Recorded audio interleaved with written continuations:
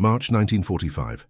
The transport ship carrying 37 captured Japanese soldiers docked at Jacksonville, Florida, under armed guard. The prisoners stood on deck, their backs straight, despite exhaustion, their faces betraying nothing as they gazed at the distant palm trees swaying in the warm Atlantic breeze. Most believed they would never see another sunrise. In their homeland, soldiers had been told that American captors were barbaric, that torture and execution awaited anyone who fell into enemy hands. They had fought to the last bullet precisely to avoid this fate. Before we dive into this story, make sure to subscribe to the channel and tell me in the comments where you're watching from. It really helps support the channel. What these men were about to experience would shatter every assumption they held, transforming captured soldiers into witnesses of something their training had never prepared them for, an enemy who saw them as human beings rather than objects of hatred. The morning sun cast long shadows across Camp Blanding as the prisoners filed off the trucks. First Lieutenant Robert Morrison watched them from the administrative building, a clipboard tucked under his arm. At 32 years old, Morrison had volunteered for prisoner oversight after his engineering battalion returned from the Pacific. He had seen enough combat to understand that the men shuffling into the compound were not monsters, but exhausted soldiers who had fought for their country, just as he had fought for his. Morrison turned to Sergeant William Hayes, a sandy-haired Texan who had worked as a ranch hand before the conflict. The two men had developed an unusual approach to managing the camp. While other facilities focused solely on security and containment, Morrison believed that treating prisoners with basic dignity would prevent problems before they started. "They look like they haven't eaten properly in weeks," Hayes observed, his drawl soft with concern. "The intel report said their supply lines were cut for over a month before they were taken." Morrison nodded. "Get the kitchen staff ready. Standard rations to start.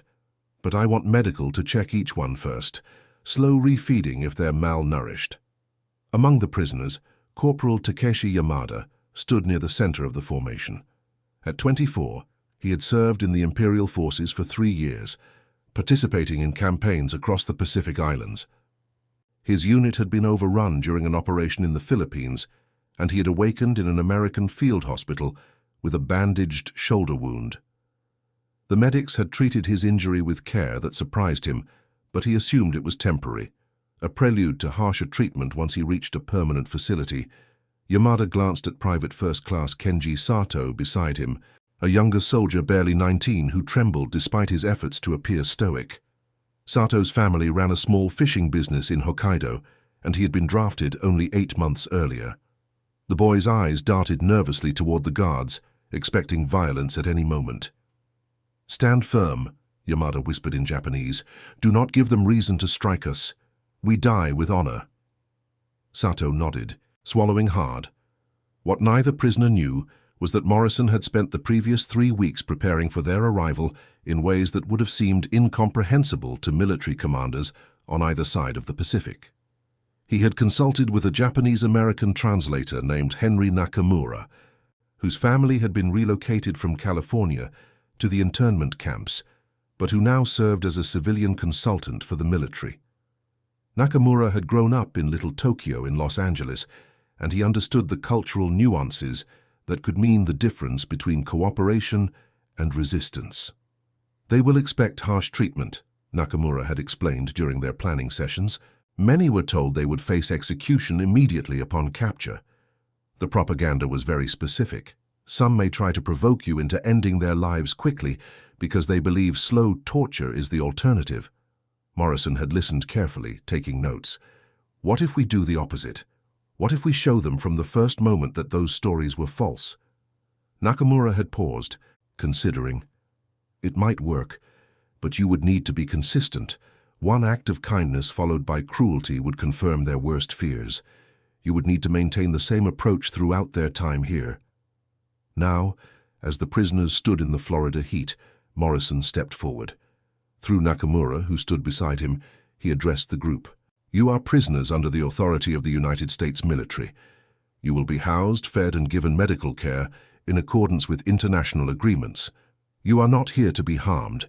You are here until the conflict ends. Follow the rules of this camp and you will be treated with the respect due to any soldier." Nakamura translated carefully, watching the prisoners' faces for reactions. Confusion rippled through the group. Several men exchanged glances. Yamada's jaw tightened.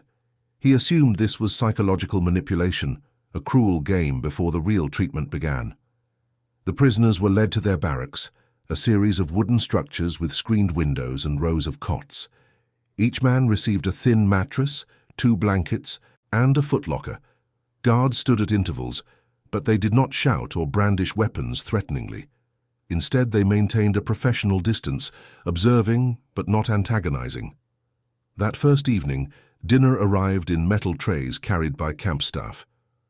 Yamada stared at his portion: rice, beans, bread, a small piece of chicken, and an orange.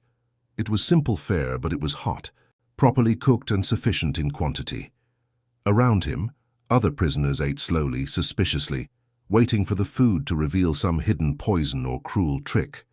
Sato looked at Yamada with wide eyes. "Yamada-san, this is real food." "Eat carefully," Yamada replied. "They may be fattening us for something worse." But nothing worse came. Days passed, then weeks. Medical staff made regular rounds, treating minor ailments and ensuring the shoulder wounds and tropical diseases some prisoners carried received proper attention. A young doctor named Captain Ellen Foster, one of only 3 female physicians at the camp, spent extra time with the more severely ill prisoners, checking their progress daily. Foster had grown up in rural Georgia, the daughter of a country doctor who had instilled in her a belief that medicine existed to serve all people, regardless of circumstance. When she examined Yamada's healing shoulder wound during his second week at the camp, she noted the improvement with satisfaction. "The infection is clearing nicely," she said through Nakamura's translation. "You should regain full mobility within another month. The surgeon who treated you initially did excellent work under field conditions." Yamada bowed slightly, uncertain how to respond. No one had harmed him. No one had tortured him. The cognitive dissonance between his expectations and his reality created a constant tension in his mind. Lieutenant Morrison noticed the prisoner's ongoing wariness. During his evening reports with Sergeant Hayes, they discussed strategies for easing the psychological strain. "They're waiting for the other shoe to drop," Hayes observed. "Every kindness makes them more suspicious, not less." Morrison tapped his pen against his desk. Nakamura mentioned that food holds significant cultural meaning in their society. It's not just sustenance, it's hospitality, connection, respect.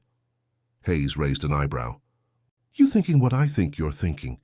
The commissary gets fresh seafood from the coast twice a week. We have rice in abundance. If we could prepare something that reminded them of home." Hayes grinned. "You want to make them Japanese food in a Florida POW camp in the middle of the conflict? Sir, that's either brilliant or completely insane." "Maybe both," Morrison admitted. "But if we're going to break through their conditioning, we need to show them something undeniable. Something that proves we see them as people, not animals."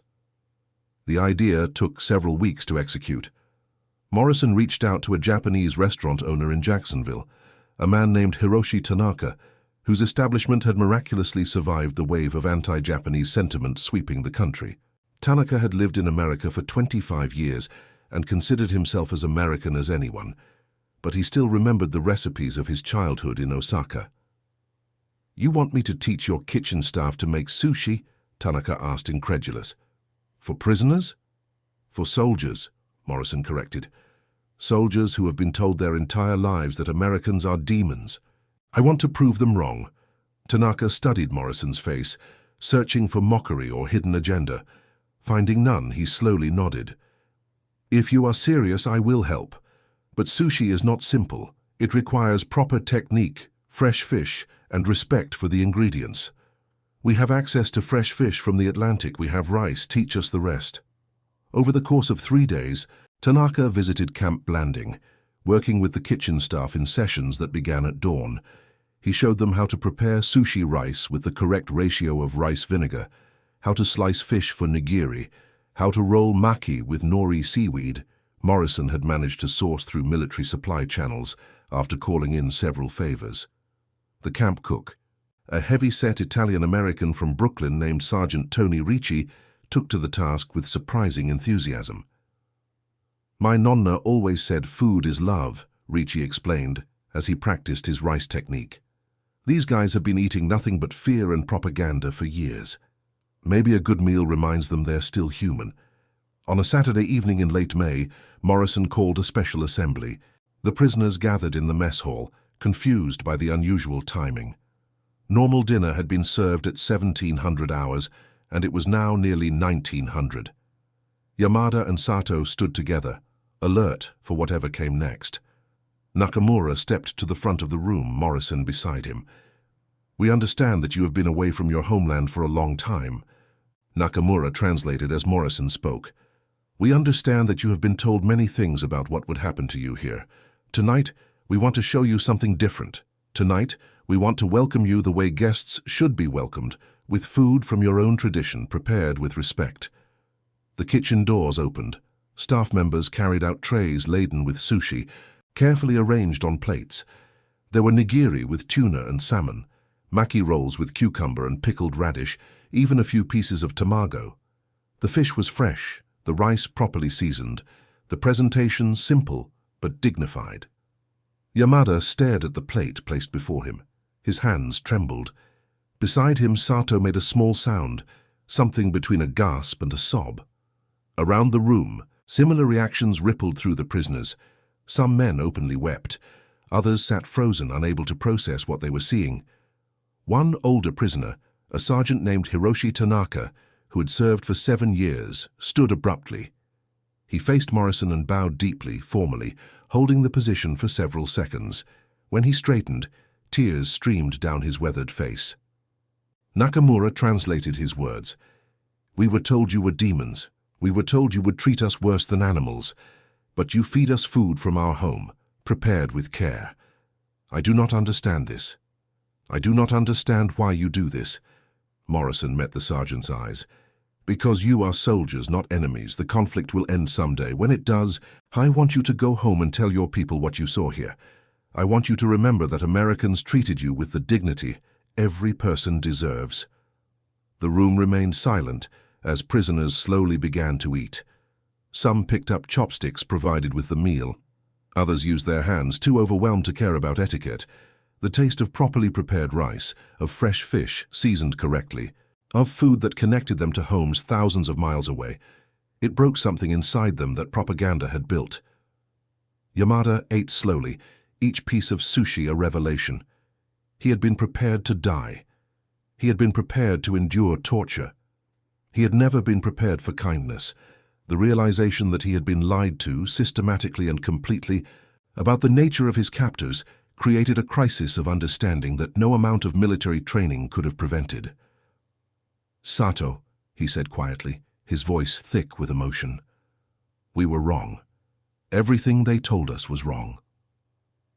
Sato nodded, unable to speak, his own tears falling freely. In the weeks that followed, the atmosphere in the camp transformed. Prisoners began participating in educational programs Morrison organized, learning English and American history. Some volunteered for work details, helping with camp maintenance and even agricultural projects in the surrounding farmland. The dynamic shifted from captor and captive to something more complex, a community of men from different nations trying to understand each other across the chasm of conflict. Dr. Foster noticed the change most acutely in her medical rounds. Prisoners who had been withdrawn and silent began asking questions about their treatment, about medicine, about America. One young private asked her through translation why she had become a doctor when most women in his country were not allowed such education. "Because I believed I could help people," Foster replied, "and because my father taught me that healing has no boundaries of gender or nationality." The prisoner had bowed and thanked her, a gesture of respect that months earlier would have been unthinkable. Morrison documented everything in his reports to the regional command, knowing that his approach was unorthodox and might face criticism. Surprisingly, his superiors supported the program, particularly after noticing that Camp Blanding had 0 escape attempts and 0 disciplinary incidents, compared to much higher rates at other facilities. A colonel from headquarters visited in July and pulled Morrison aside. Whatever you're doing here, Morrison, it's working. We're getting cooperation levels that other camps can only dream about. The intelligence officers tell me your prisoners actually volunteer information about military logistics because they want to help end the conflict faster. They're people, sir, Morrison replied. Once you treat them like people, they respond like people. The colonel nodded slowly. The brass is considering expanding your model to other camps. They want to see if this approach reduces costs and improves outcomes across the board. Yamada learned English with remarkable speed, and by August he was serving as an informal liaison between the prisoners and the camp administration. He had long conversations with Nakamura about the differences between what he had been taught and what he had experienced. I believed Americans were inferior, Yamada admitted one afternoon, shame coloring his voice. I believed they were weak, decadent, incapable of honor. But Lieutenant Morrison showed me honor when I expected cruelty. Sergeant Hayes showed me respect when I expected contempt. Even the doctor, a woman, treated my wounds with more care than some of our own medical staff. Nakamura listened patiently. Propaganda is powerful because it replaces truth with fear. Your leaders needed you to believe Americans were less than human so you would fight without hesitation, but now you know the truth. Now I know the truth, Yamada echoed, and I do not know how to reconcile what I believed with what I know. When the conflict in the Pacific ended in August 1945, the prisoners at Camp Blanding learned the news with mixed emotions. Relief that the fighting had stopped mingled with uncertainty about their futures. Morrison called another assembly to explain the repatriation process. You will be returning to your homeland over the next several months, he told them through Nakamura. The journey may take time as transport is arranged, but you will go home to your families. Sergeant Tanaka stood again, as he had the night of the sushi dinner. Lieutenant Morrison, we wish to thank you. We came here expecting death. You gave us life. You gave us dignity. You showed us that enemies can choose to see each other as human. We will never forget this. Morrison felt emotion rise in his throat, but maintained his composure. Take that memory home with you. Tell your children and grandchildren. War creates enemies, but peace requires us to remember that we are all human beings first. The repatriation process stretched through the fall and into the winter. As groups of prisoners departed, they left letters and small gifts for the staff who had cared for them. Yamada, in one of the last groups to leave, wrote a long letter to Morrison in his improving English, promising to share the story of Camp Blanding with anyone who would listen. Decades later, in the late 1970s, Morrison received an unexpected letter from Japan. It was from Yamada, now a schoolteacher in Kyoto, writing to tell the former lieutenant that he had spent 30 years teaching his students about the American soldiers who had shown him kindness when kindness seemed impossible. The letter included a photograph of Yamada's family, his wife, 3 children, and 5 grandchildren, all smiling at the camera. You saved my life in more ways than one, Yamada wrote. You saved me from bitterness. You saved me from hatred. You showed me that even in the darkest times, humanity can prevail. My family exists because you chose kindness over cruelty. I tell this story to every student I teach. Someday, I hope to visit America again and thank you in person.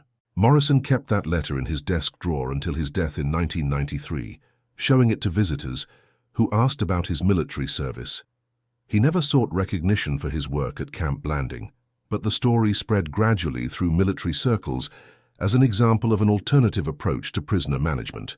Historical records show that Camp Blanding maintained the highest cooperation rate and lowest incident rate of any prisoner facility in the continental United States during the final year of the conflict. The cost per prisoner was slightly higher due to the quality of food and medical care, but the operational benefits far exceeded the additional expense. Several other camps attempted to implement similar programs with varying degrees of success. In 2008, a Japanese historian researching prisoner treatment during the conflict interviewed several surviving prisoners from Camp Blanding. Each man told a version of the same story. They had expected death and received dignity instead. The historian's book, which included extensive interviews and archival research, won several awards in Japan and sparked discussions about how nations treat prisoners during times of conflict. The sushi dinner became the centerpiece of these accounts, a symbol of an unexpected humanity in the midst of mechanized warfare. Former prisoners described it as the moment they realized everything they had been taught about Americans was propaganda designed to dehumanize the enemy and make soldiers willing to fight to the death rather than surrender. One prisoner, Kenji Sato, who had stood beside Yamada that first morning at Camp Blanding, became a chef after returning to Japan. He specialized in sushi and eventually opened a small restaurant in Tokyo. On the wall of his establishment hung a faded photograph of Camp Blanding and a translated copy of the menu from that special dinner in May 1945. He told every customer who asked about it the same story, about American soldiers who had shown him that enemies could choose to see each other as human beings rather than targets. The broader implications of the Camp Blanding approach continued to resonate through military doctrine discussions for decades. While many factors contributed to successful prisoner management, the fundamental principle Morrison had championed, that treating captives with basic human dignity produced better outcomes for everyone, became increasingly accepted in military training programs. By the early 21st century, the story of the Japanese prisoners who expected execution but received sushi instead had become part of the historical record. They footnote in the larger narrative of the conflict, but a profound illustration of how individual choices can transcend the dehumanizing logic of warfare. It demonstrated that even in times of intense national hatred, individuals could choose a different path, one that recognized the humanity of the enemy and planted seeds of reconciliation that would bear fruit for generations. The physical site of Camp Blanding still exists in Florida, though it functions now as a National Guard training facility. A small historical marker near the entrance mentions the prisoner facility that once operated there, and occasionally tour groups visit to learn about its unusual history.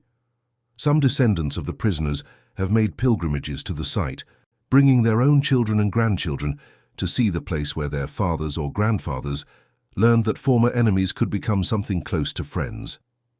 Morrison's approach did not end the conflict or change its outcome. Battles were won and lost based on industrial capacity, tactical decisions, and the sheer scale of resources deployed by all sides. But on a personal level, for 37 men who arrived in Florida expecting torture and death, the choice of one lieutenant to treat them with dignity altered the trajectory of their lives and the stories they would tell for the next 70 years. The letters Morrison received over the years from former prisoners formed a collection that his family eventually donated to a military history museum. Researchers studying these documents found consistent themes: gratitude, surprise, and a recognition that warfare creates categories of enemy and ally that obscure the more fundamental category of shared humanity.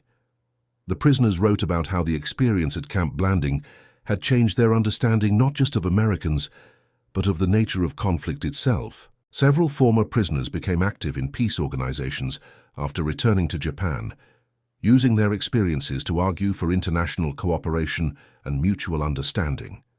They spoke at schools, wrote memoirs, and participated in cultural exchange programs, always returning to the story of the American soldiers who had refused to dehumanize their captives, even when hatred between the nations was at its peak. The principle Morrison had followed, that treating prisoners well would make them more cooperative and ultimately benefit both sides, proved sound not just in practical terms, but in historical ones. The prisoners from Camp Blanding became ambassadors of a sort, living evidence that the propaganda their government had fed them was false, and that Americans were capable of honor and compassion even toward enemies. In the decades after the conflict, as Japan and the United States moved from enmity to alliance, these personal connections formed threads in a larger tapestry of reconciliation. While diplomatic efforts and strategic calculations drove the official relationship, the stories told by former prisoners about their treatment in places like Camp Blanding provided a human dimension that helped both populations move past wartime hatred. The menu from that May evening in 1945, carefully preserved by Sergeant Ricci and eventually donated to the military museum alongside Morrison's papers, became an artifact of unexpected significance. Food historians pointed to it as evidence of how culinary traditions could bridge cultural divides. Military historians cited it as proof that humane treatment of prisoners served strategic interests. Cultural anthropologists analyzed it as an example of how gestures of respect could undermine years of propaganda. But for the men who had been there, who had stood in that mess hall in Florida and stared at plates of carefully prepared sushi, the significance was simpler and more profound. It was the moment they realized they might survive. It was the moment they understood that their captors saw them as human beings, worthy of respect. It was the moment the fear that had sustained them through combat and capture began to dissolve, replaced by something unexpected: hope. Morrison himself rarely spoke about the program in grandiose terms. When interviewed by military historians in the 1980s, he downplayed his role, emphasizing instead the cooperation of his staff and the courage of the prisoners who had chosen to trust despite every reason not to. "We just did what seemed right," he told one interviewer. "We had these men in our care, and we could choose to treat them cruelly or decently. Decency cost us very little and gave us so much in return. I don't understand why more people don't realize that." The interviewer pressed him about the sushi dinner specifically. "That seems like such an unusual choice. What made you think of it?" Morrison had smiled. "My wife always said the way to a man's heart is through his stomach. These men were starving for more than food. They were starving for evidence that the world wasn't as dark as they'd been told. A good meal, prepared with care and respect, spoke louder than any speech I could have given."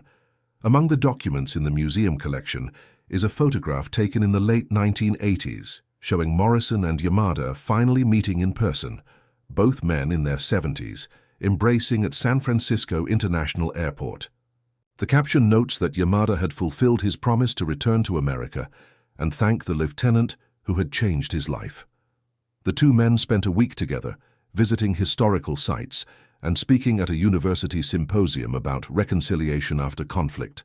Their joint presentation emphasized that reconciliation required courage from both sides, the courage to extend kindness when hatred seemed justified, and the courage to accept that kindness despite betraying everything one had been taught.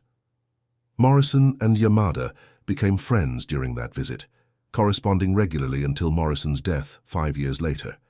At Morrison's funeral in Georgia, his family was surprised to receive a floral arrangement from Japan with a card signed by 19 former Camp Blanding prisoners, all of whom had contributed to the tribute. The card read, "He showed us that humanity survives even the darkest times. We will never forget." And that concludes our story. If you made it this far, please share your thoughts in the comments. What part of this historical account surprised you most? Don't forget to subscribe for more untold stories from World War II and check out the video on screen for another incredible tale from history. Until next time.